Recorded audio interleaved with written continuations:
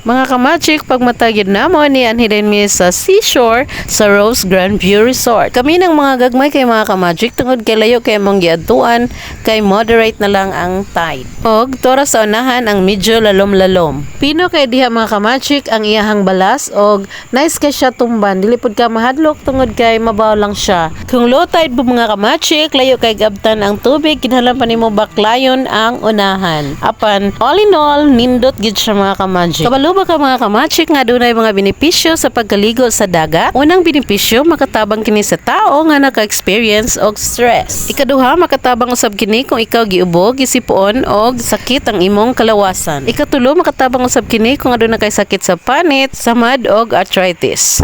Apan matud pa sa akong amahan mga kamagic, kung buot daw ka nga manambal maligo sa dagat, ini kaligo dili gid daw ka mamanlaw diretso. Mao lang sa itong mga kamagic, daghang salamat sa inyong paglantaw. Till next!